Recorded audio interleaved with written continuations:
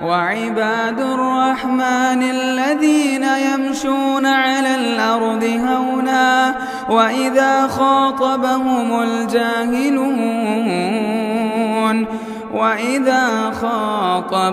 الجاهلون قالوا سلاما.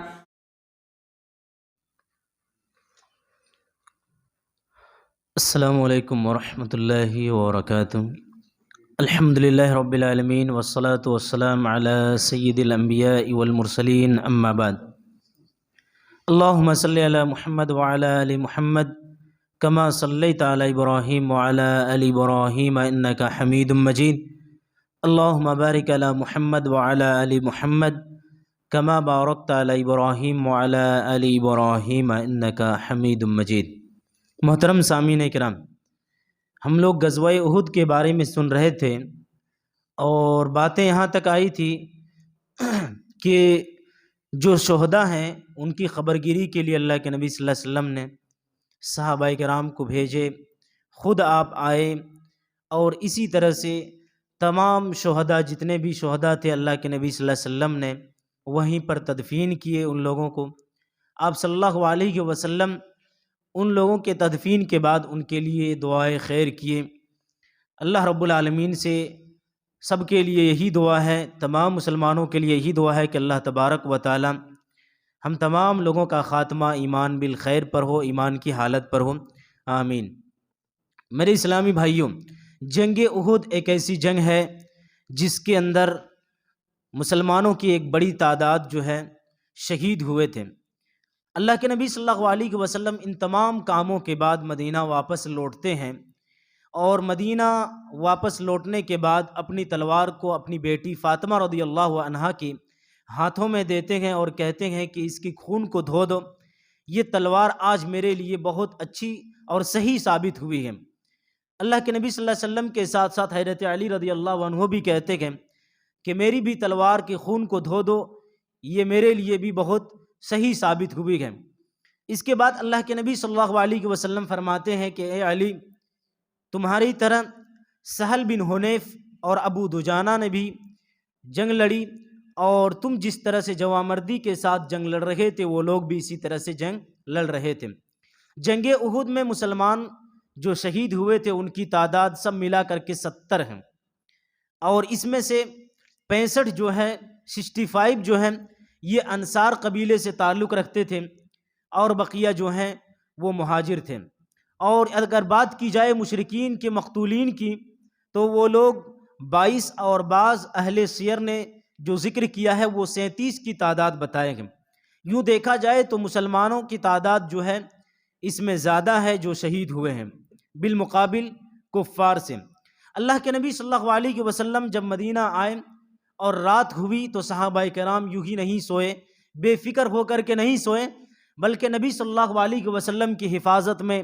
اور آپ صلی اللہ علیہ وسلم کی نگرانی میں تمام صحابہ کرام جو ہیں لگے رہے اور اس خدشے میں کہ کہیں اللہ کے نبی صلی اللہ علیہ وسلم پر دوبارہ واپس آ کر کے وہ لوگ حملہ نہ کر دیں.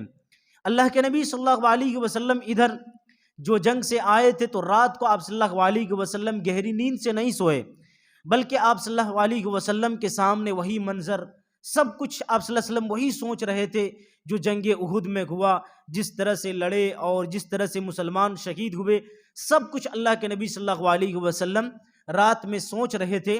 اور اس میں سے اللہ کے نبی صلی اللہ علیہ وسلم نے ایک اندیشہ یہ ظاہر کیا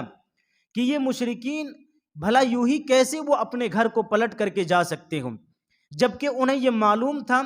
کہ ان کا پلہ جو ہے مسلمانوں پر بھاری تھا. انہوں نے مسلمانوں کی قوت کو آخر میں توڑ دیا تھا اور پھر اس کے بعد کوئی خاص فائدہ انہوں نے نہیں اٹھا سکا. تو یہ لوگ کہیں نہ کہیں ایسا ہو کہ آگے چل کر کے اس بات کو اٹھائیں گے اور واپس آ کر کے مدینہ میں حملہ کرنے کی کوشش کریں گے. اسی ارادے سے اللہ کے نبی صلی اللہ علیہ وسلم نے اسی خدشے کو ظاہر کیا اور اس کے لیے نبی صلی اللہ علیہ وسلم دوسرے دن جیسے صبح ہوئی آپ صلی اللہ علیہ وسلم نے یہ اعلان کر دیا 8 شوال 3 ہجری کو یہ اعلان کیا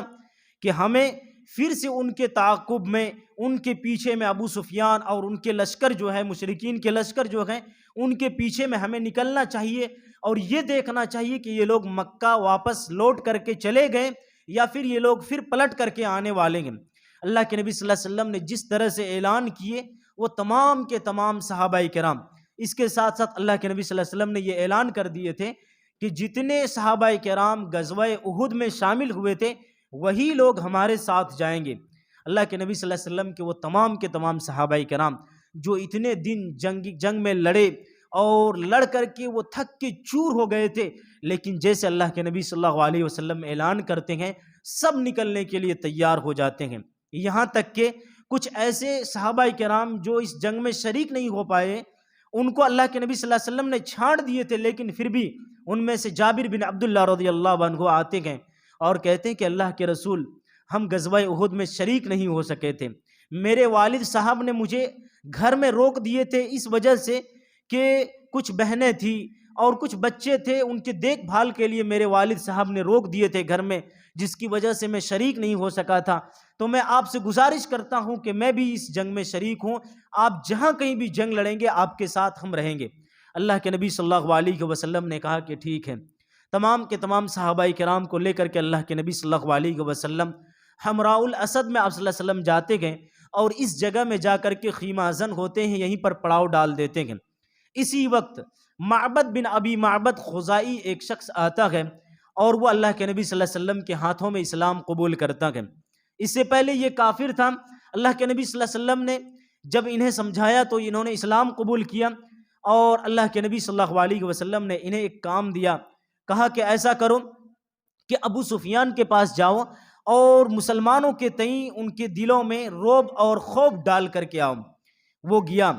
اللہ کے نبی صلی اللہ علیہ وسلم نے جس کام کے لیے انہیں بھیج دیا وہ چلا گیا۔ ادھر مشرکین کی حالت یہ تھی کہ جب یہ لوگ یہ جنگ احد سے جو احد کا میدان ہے وہاں سے لے کر کے یہ لوگ جب 36 میل کی دوری پر پہنچ گئے، وہاں پر مقام روحہ میں یہ لوگ رک کر کے یہ سوچنے لگے اور اسی بات کو اٹھا دیے جو اللہ کے نبی صلی اللہ علیہ وسلم نے خدشہ ظاہر کیے تھے کہ یہ لوگ پلٹنے والے ہیں اور پلٹ سکتے ہیں۔ تو ان میں سے بہت سارے لوگوں نے کہا کہ ہم لوگوں کو بخوبی معلوم ہے کہ آخر میں ہم لوگ کا پلہ بھاری تھا، ہم لوگوں نے بہت نقصان پہنچایا، لیکن ابھی بھی ان کے درمیان کچھ ایسے لوگ ہیں جو ہمارے لیے درد سر بن سکتے ہیں اور ہمارے لیے نقصان دہ ثابت ہو سکتے ہیں، تو کیوں نہ ایسا ہو کہ ہم لوگ پھر سے پلٹ کر کے مدینہ میں پھر سے حملہ کریں۔ لیکن ان میں صفوان بن امیہ ایک سردار تھا، ایک چالاک آدمی تھا، انہوں نے کہا کہ نہیں، ایسا نہیں کر سکتے ہیں، اگر ہم نے دوبارہ مدینہ پر حملہ کیا تو یاد رکھو کہ جو جنگ احد میں شامل تھے وہ لوگ بھی آپ پر حملہ کریں گے، اور جو لوگ شامل نہیں تھے وہ لوگ بھی اس میں شامل ہو کر کے تمہارے اوپر اٹیک کریں گے اور حملہ کریں گے، یہ ہمارے لیے اچھا نہیں ہوگا۔ لیکن لوگوں نے ان کی رائے اور ان کی بات کو نہیں مانی، اور یہ لوگ بالکل تیار ہی تھے، اپنے لشکر کو جو ہے تعداد کو لے کر کے پلٹنے والے تھے۔ ان میں سے اللہ کے نبی صلی اللہ علیہ وسلم نے جن کو معبد بن ابی معبد کو بھیجے تھے وہ گیا اور انہوں نے کہا کہ واللہ میں جانتا ہوں ابو سفیان۔ اچھا، ابو سفیان نے ان سے پوچھا، انہیں تو معلوم نہیں تھا کہ یہ اسلام قبول کر چکے ہیں معبد، تو سمجھ رہے تھے کہ یہ کافر ہیں۔ کہا کہ بتاؤ کہ ادھر مسلمان اور محمد کی حالت کیا ہے؟ کہا کہ واللہ ان کی حالت ایسی ہے کہ تمہارے اوپر حملہ کرنے کے لیے ایک اتنی بڑی تعداد ان لوگوں نے اکٹھا کر لیا ہے اور جمع کر لیا، رعب اور خوف ڈال رہے ہیں۔ کہا کہ اتنی بڑی تعداد جمع کر لیا ہے کہ آج تک تم لوگوں نے اتنی بڑی جماعت اور اتنی بڑی تعداد کو تم لوگ دیکھے نہیں ہو۔ ابو سفیان نے کہا کہ کیا بات کر رہے ہو؟ کہا کہ ہاں، بات صحیح کر رہے ہیں۔ تو ابو سفیان نے کہا کہ معبد ہم لوگ تو چاہ رہے تھے کہ پلٹ کر کے ان پر حملہ کریں۔ تو معبد نے کہا کہ نہیں، ہرگز ایسا نہ کرو، ہرگز ایسا نہ کرو۔ اس کے بعد ابو سفیان نے جو ہے اپنے سے یہاں پر ارادے کو پلٹ دیے اور وہاں سے پھر ہے مکہ کے لیے نکلنے کو تیار ہو گئے، اور مدینہ پر جو حملہ کرنے والے تھے اس ارادے کو ٹال دیے۔ لیکن اس کے ساتھ ساتھ یہیں پر ایک عبد القیس نامی قبیلہ گزر رہا تھا۔ تو دیکھیے ابو سفیان کتنے چالاک تھے، وہ کہتے ہیں اس قبیلے کو کہتے ہیں کہ جب تم محمد اور ان کے ساتھی کے پاس سے گزرو گے تو تم جو ہے ہمارے بارے میں یہ کہہ دینا کہ یہ لوگ تمہارے اوپر حملہ کرنے والے ہیں۔ کہا کہ اس کے عوض میں جب تم یہاں پر بازار اوکاز نامی ایک بازار جو لگتا ہے، کہا کہ یہاں پر جب تم آؤ گے تو اتنا کشمش دیں گے کہ تمہارے اونٹ جو ہے اس کو اٹھانے کے قابل ہوں گے، یعنی اتنی زیادہ آپ کو کشمش دے دیں گے کہ تمہارے اونٹ بھی اتنا اٹھا نہیں سکتے ہیں۔ تو وہ لوگ راضی ہو گئے، کہا کہ ٹھیک ہے یہ بات ان تک پہنچا دیں گے۔ یہ لوگ گئے اور نبی صلی اللہ علیہ وسلم اور ان کے ساتھی کے پاس پہنچ کر کے کہتے ہیں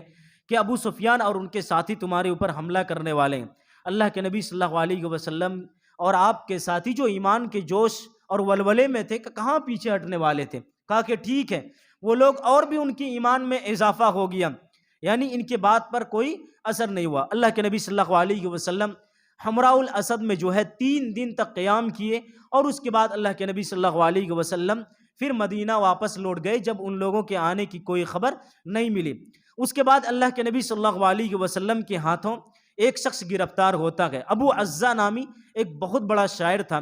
ان کو اللہ کے نبی صلی اللہ علیہ وسلم نے جو جنگ بدر میں یہ گرفتار ہوا تھا تو اس وجہ سے چھوڑ دیا تھا۔ انہوں نے بہت زیادہ ریکویسٹ کیا تھا کہ اللہ کے رسول، ہمارے بیوی بچے ہیں، ہماری بیٹیاں ہیں، پریوار ہیں، چھوڑ دیجئے ہمیں، ہمارے پیچھے بہت سارے بچے ہیں، چھوڑ دیجئے ہمیں۔ اللہ کے نبی صلی اللہ علیہ وسلم نے چھوڑ دیا تھا اس وعدے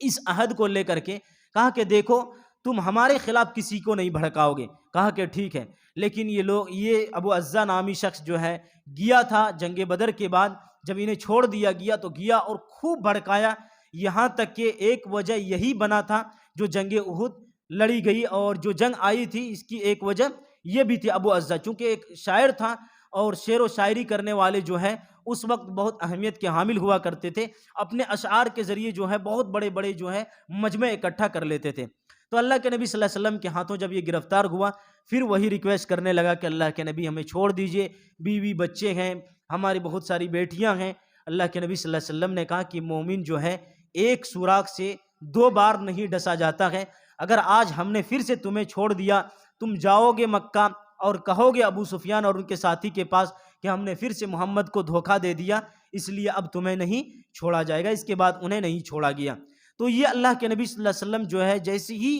جنگ احد سے واپس مدینہ آئے تھے اسی وقت کی بات ہے۔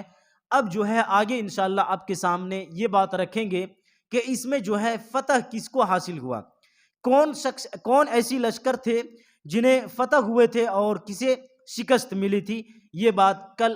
یا پھر آنے والے درس آپ کے سامنے انشاءاللہ رکھیں گے۔ اللہ رب العالمین سے دعا ہے رب العالمین ہم تمام لوگوں کو اسلام کے مطابق زندگی گزارنے کی توفیق نصیب فرمائے۔ آمین۔ وآخر دعوانا الحمدللہ رب العالمین۔